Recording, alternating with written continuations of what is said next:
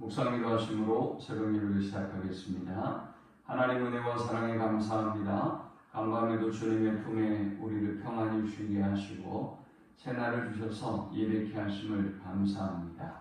오늘 이 하루도 우리에게 생명을 주시고 또 건강을 주시고 평안을 주시며 우리의 목자가 되신 하나님 앞에 온전한 영광과 찬양과 경배를 드리는 하루가 되게 하시고 하나님의 인도하심 아래 하나님의 또 보호하심 아래 거하는 하루가 되도록 인도하여 주옵소서.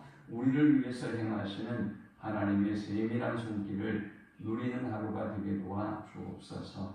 오늘도 우리가 가지고 온 모든 인생의 짐과 문제들은 주께서 담당해 주시고 선하신 목자이신 하나님께서 선한 길로 인도하여 주옵소서. 예수님의 이름으로 기도합니다. 아멘. 찬송 88장 드리겠습니다. 내 진정 사모하는 친구가 되시는 구주 예수님은 아름다워라. 산 밑에 백합하여 빛나는 새벽별 주님 영원할 길 아주 없도다. 내 마음이 아플 적에 큰 위로 되시며 나 외로울 때 좋은 친구라. 주는 저 산 밑에 백합 빛나는 새벽 이 땅 위에 빛 것이 없도다. 내 맘의 모든 염려 이 세상 고락도 주님 항상 같이 하여 주시고 시험을 당할 때에 악마의 계교를 즉시 물리치사 나를 지키네. 온 세상 날 버려도 주 예수 안 버려 끝까지 나를 돌아보시니. 주는 저 산 밑에 백합 빛나는 새벽별 이 땅 위에 비길 것이 없도다. 내 맘을 다하여서 주님을 따르며 길이 나를 사랑하리니. 물불이 두렵지 않고 창곤도 겁없네. 주는 높은 산성 내 방 계시라. 내 영혼 먹이시는 그 은혜 누리고 나 친히 주를 뵙기 원하네. 주는 저 산 밑에 백합 빛나는 새벽별 이 땅 위에 비길 것이 없도다. 아멘. 오늘 이 시간에 주시는 살아계신 하나님의 말씀은 신약성경 디모데전서 5장 17절에서 25절의 말씀입니다. 잘 다스리는 장로들은 배나 존경할 자로 알되 말씀과 가르침에 수고하는 이들에게는 더욱 그리할 것입니다. 성경에 이르시되 곡식을 밟아 떠는 소의 입에 마음을 씌우지 말라 하였고 또 일꾼이 그 싹을 받는 것은 마땅하다 하였느니라. 장로에 대한 고발은 두세 증인이 없으면 받지 말 것이요 범죄한 자들을 모든 사람 앞에서 꾸짖어 나머지 사람들로 두려워하게 하라.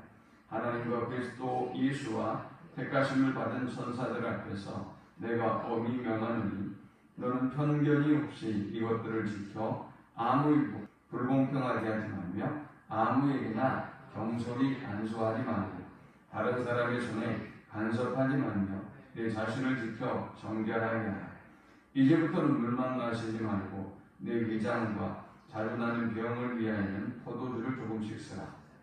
어떤 사람들의 죄는 밝히 드러나 먼저 심판에 나아가고 어떤 사람들의 죄는 그 뒤를 따르나니 이와 같이 선행도 밝히 드러나고 그렇지 아니한 것도 숨길 수 없느니라. 아멘. 사도 바울은 에베소 교회의 문제가 무엇인지 1장부터 먼저 정확하게 밝히고 있습니다. 족보와 그릇된 신화에 몰두한 사람들이 성도들을 미혹하게 만들었고 믿음에서 파산하고 착한 양심을 버린 사람들이 생겨나기 시작했습니다. 사도는 이 에베소 교회와 디모데에게 오직 진리의 터 위에 굳건하게 서야 된다. 하나님의 말씀과 기도로 경건한 삶에 힘써야 한다라고 끊임없이 부탁했습니다. 그리고 교회의 일꾼을 세우는 문제를 다루고 있지요. 감독과 집사의 문제를 먼저 다뤘습니다. 이 감독과 집사가 왜 중요합니까? 교회 일꾼들이 진리를 분별하고 바르게 서야 교회를 지켜낼 수 있기 때문입니다. 그러면서 어제 본문에는 과부의 문제를 다뤘죠. 우리가 과부의 문제를 다룰 때 여기서 주목해야 할 사실은 과부를 그냥 구제의 대상으로만 보지 않았다는 것입니다.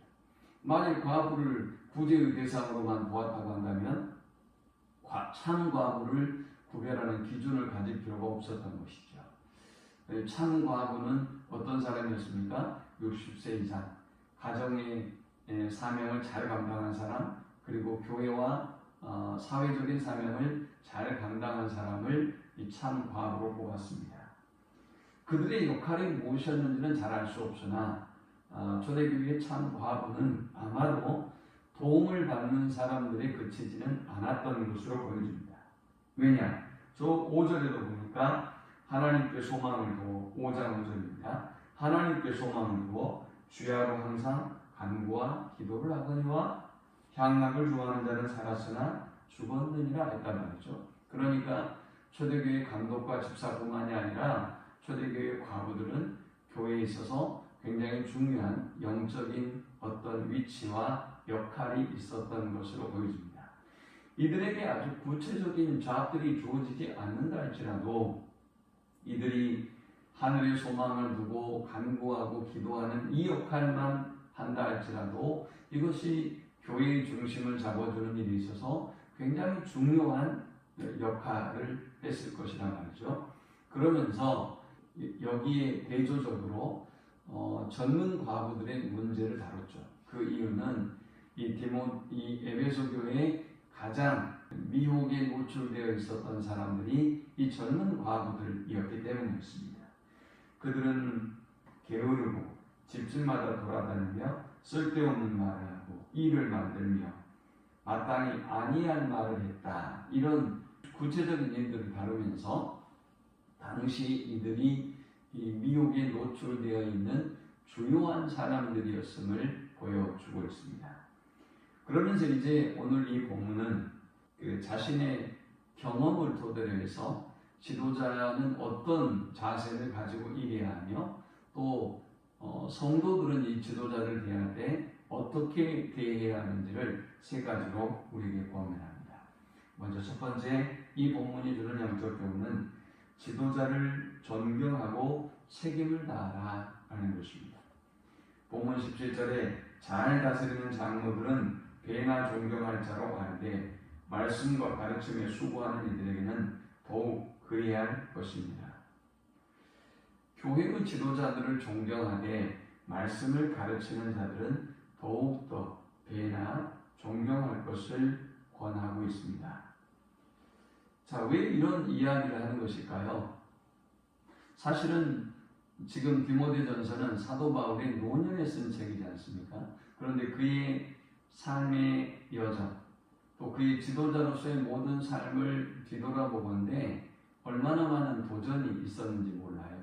사도 바울의 사도성에 대한 시비, 그리고 거짓말장이요 위선자라는 공격, 그의 가르침에 대한 도전들, 가는 곳마다 끊임없는 공격과 모함과 또 대적자들의 위협이 사도 바울에게 있었단 말이죠. 그러니 그는 디모데에게 그리고 에베소 교회의 지도자로서 또 지도자를 대하는 태도로서 그들이 어떤 자세를 가져야 되는지 전하는 것이 굉장히 중요한 문제였던 것입니다. 그래서 성도들은 잘 다스리는 지도자들, 더구나 말씀을 가르치고 전하는 지도자들에게 존경할 것을 원하고 있습니다. 그러면서 그들의 삶을, 생활을 책임져야 한다라고 권합니다. 18절에 보니까 성경에 이르시되 곡식을 밟아 떠는 소의 입에 망을 씌우지 말라 했고, 또 일꾼이 그 싹을 밟는 것은 마땅하다 하였느니라 했어요. 성경의 말씀을 인용하면서 그들의 지도자들의 생활을 책임지고 그들의 모든 필요를 채워주는 것은 당연히 성도들이 해야 할 일이다 그랬어요. 어떤 분들은 목회자들이 사례비를 받는 것에 굉장히 부정적인 시각을 가지고 있는 분들도 있지만, 이것은 자비량으로 사역했던 바울의 사역의 노년에 쓴 책이에요. 그러니까 그의 경험을 토대로 해볼 때 지도자들은 말씀을 전하고 기도하는 일에 전무하고, 또 복음 전하는 일에 전무하고, 그리고 성도들은 그의 생활을 책임져 주는 것이 목양의 가장 좋은 그런 구조다라고 여겼던 것 같습니다. 지도자들에 대한 존경의 마음이 사라지고, 또 마치 사사시대의 레위인들이 그러했던 것처럼 오늘 많은 이 시대의 죄종들이 이 생활고에 시달리고 있어요. 우리는 이 일을 위해서 기도해야 되고, 또 이 일에 책임을 다하는 삶을 살아야 할 것입니다. 어제 신문에 보니까 우리나라 신학대학의 신학과의 그 입학률을 보니까, 수시 지원을 보니까 8학교인가가 미달이에요. 감사하게도 우리 충실은 한 4점 몇 대 정도 선방했다고 이렇게 나와 있던데, 얼마나 안타까운 일인지 모르죠. 앞으로 더욱더 일꾼이 되려고 하는 사람도 사라질 것이고요. 그리고 그들의 어떤 대우든 대접이든 정말 어려워질 것입니다. 져야 될 짐과 공격들은 많겠지만 그들을 향한 존경과 사랑은 점점 더 사라져갈 것입니다. 이때 우리는 지도자를 존경하고 또 책임을 다하는 삶을 살아야 할 것입니다. 두 번째, 우리가 이 본문을 통해 얻을 수 있는 영적 교훈은 신중하고 공평하다라는 것입니다. 무엇의 말입니까? 장로들에 대한 고발의 권을 이야기하고 있어요. 자, 사실 사도 바울이 이 이야기를 하는 이유는 가는 곳마다 사도 바울은 공격을 받았어요.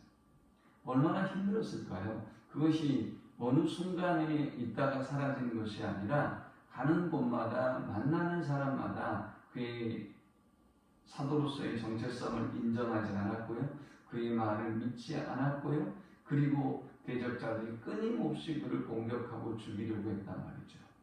그러니 이제 지도자들에 대한 지도자로서의 자신의 고통과 아픔을 경험하면서 미혹에 잘못된 족보와 신화에 몰두하고 있는 자들, 그리고 미혹의 영들에 붙잡혀 있는 사람들이 교회를 미혹하고 성도들을 미혹할 때, 이제 디모데와 세워지는 지도자들이 당할 그 고난과 어려움에 대해서 지금 권면하고 있는 것입니다. 그래서 분명한 증인이 없이는 함부로 고소해서는, 고발을 해서는 안 된다라고 말하면서 지도자들의 어떤 고발이나 죄에 대해서 신중하게 접근해야 한다라고 말했어요. 하지만 또 공평하게 이 문제를 처리해야 한다라고 말씀하고 있습니다. 그러면서 21절에도 너는 편견이 없이 이것들을 지켜 아무 일도 불공평하게 하지 말며 아무에게나 경솔히 안수하지 말고 다른 사람의 죄에 간섭하지 말며 내 자신을 지켜 정결하게 하라. 안수도 신중하게 하고 또 사람의 죄에 간섭하지 말라, 이 말은 사람의 죄에, 다른 사람의 죄에 참여하지 말라라는 말이에요. 그리고 자신을 정결하게 지키고 신중해라 하는 것입니다.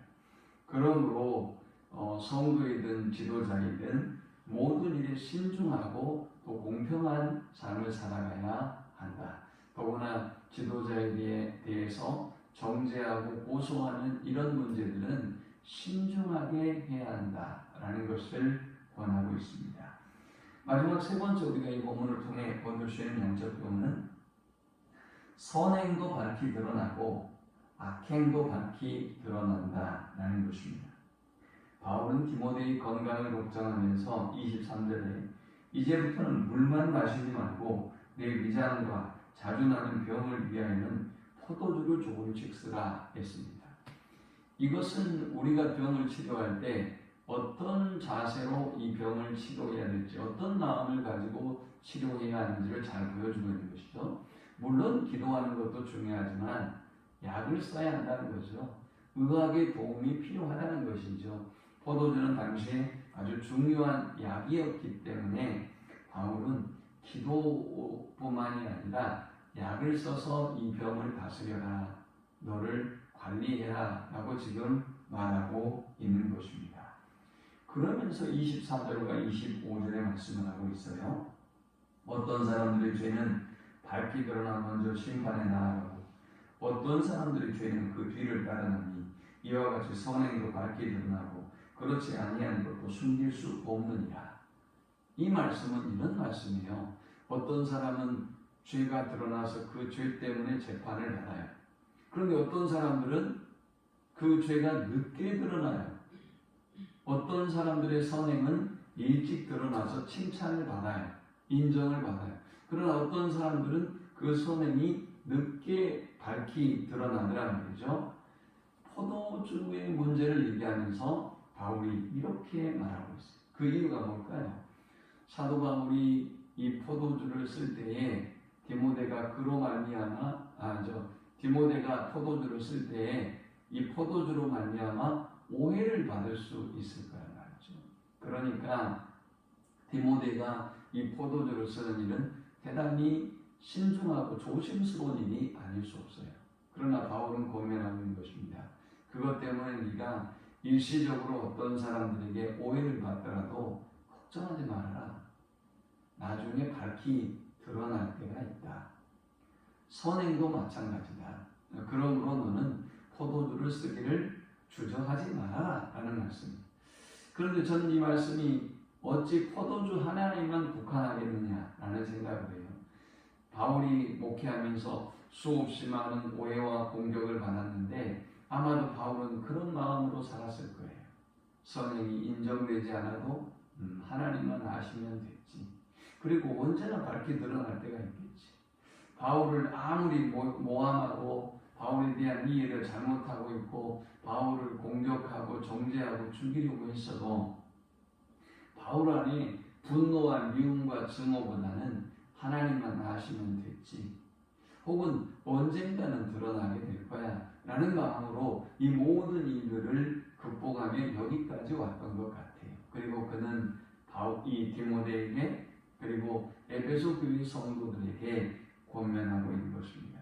선행이 밝히 드러나고 악행도 밝히 드러날 때가 있다. 그러므로 조금도 주저하지 말고 선한 일에 힘쓰라 라는 것이죠. 이 말씀을 기억하면서 지도자에 대한 존경과 사랑이 사라져가고 또 지도자가 되려고 하지도 않는 이 시대를 위해서 통곡하고 기도하고 우리가 그렇게 좋은 지도자가 되고 일꾼이 되고 또 그런 좋은 지도자를 위해서 기도하는 아침이 되기를 축원합니다. 하나님 감사합니다. 귀한 말씀을 통해서 은혜 받고 깨닫게 하심을 감사합니다. 지도자로서 이 바울이 당했던 모든 고통과 아픔을 경험으로 젊은 목회자 디모데에게 그리고 또 에베소 교회를 향해서 전했던 이 말씀을 기억하고 존경하고 사랑하고 또 신중하며 공평하고 우리의 선행이 밝혀질 때가 올 것을 기억하며 묵묵히 사명의 길을 걸어가는 저들이 되게 하여 주옵소서. 예수님의 이름으로 기도합니다. 아멘. 지금은 우리 주 예수 그리스도의 크신 은혜와 성부 하나님의 그 크신 사랑과 성령의 노보교통 충만케 하심 하늘의 소망을 두고 우리에게 주어진 사명의 길을 묵묵히 기쁨으로 감사함으로 걸어가기를 소망하는 모든 주의 백성들의 머리 위에 이제로부터 영원토록 함께 있을지어다. 아멘.